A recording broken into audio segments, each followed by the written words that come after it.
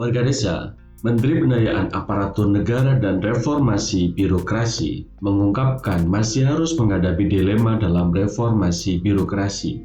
Ia menyebutkan masih ada korupsi, kolusi, dan nepotisme dalam rekrutmen tenaga honorer atau non-aparatur sipil negara. Saat ini kita dihadapkan dilema untuk reformasi birokrasi. Di satu sisi, kita berharap birokrasi berkelas dunia, profesional, kompeten, harmonis, loyal, dan adaptif.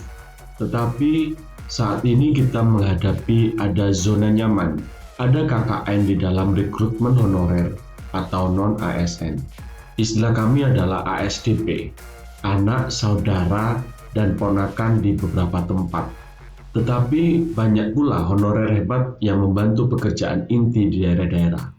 Warga desa, sebelum penghapusan tenaga honorer di lingkungan instansi kementerian atau lembaga dan pemerintah daerah, Kementerian Pan-RB telah meminta agar instansi pemerintah mengirimkan dan melaporkan data jumlah tenaga honorer masing-masing. Sebelum ada SPTJM, itu jumlahnya 2,4 juta lebih. Setelah ada surat pertanggungjawaban mutlak, itu sudah turun menjadi 2,2 juta.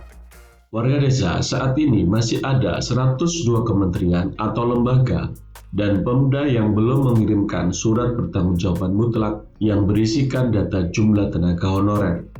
Kementerian Pan-RB meminta agar kementerian dan lembaga segera mengirimkan surat pertanggungjawaban mutlak yang berisikan jumlah data tenaga honorer. Sebab data itu penting untuk menyelesaikan pekerjaan yang belum tuntas. Sebelumnya, status tenaga honorer akan dihapus pada tahun 2023, sehingga tidak ada lagi pegawai berstatus honorer di instansi pemerintahan, baik instansi pusat maupun daerah. Pemerintah melalui Kemenpan RB menyatakan setelah honorer dihapus, status kepegawaian pemerintah mulai 2023 nanti hanya dua jenis, yaitu pegawai negeri sipil atau PNS dan pegawai pemerintah dengan perjanjian kerja atau P3K, baik PNS maupun P3K, kemudian disebut dengan aparatur sipil negara atau ASN. Instansi pemerintah bisa merekrut pegawai tetapi melalui skema outsourcing atau alidaya seperti untuk memenuhi tenaga kebersihan dan keamanan.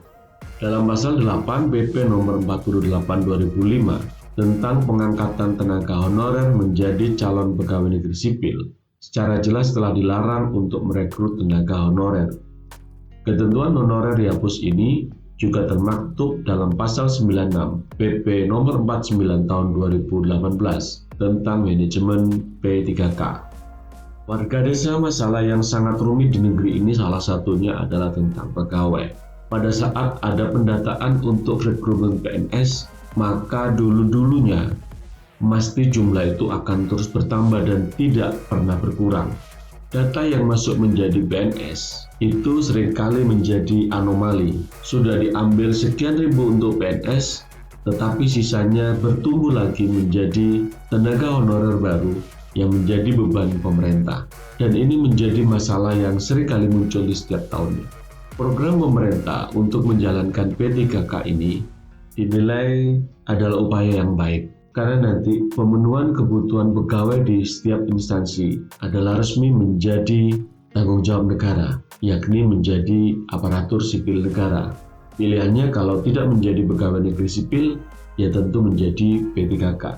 Dan kabar baiknya, dengan modal seperti ini, sang calon pegawai pada saat dia mendaftar menjadi pegawai, itu sudah jelas dia mau mendaftar di instansi yang mana. Dan ini tentu adalah hal yang sangat lebih baik dibanding zaman dulu, di mana kita mendaftar PNS, tetapi kita masih belum tahu di mana kita ditempatkan.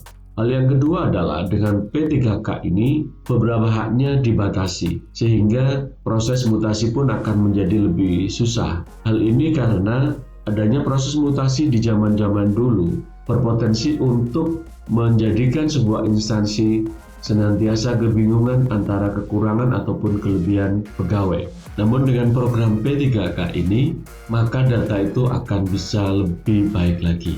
satu instansi akan diketahui kurang atau tidak pegawai yang ada di dalam instansi tersebut. Semoga pemerintah terus berbenah untuk kebaikan negeri ini. Sampai ketemu di video selanjutnya. Salam Desa Maju.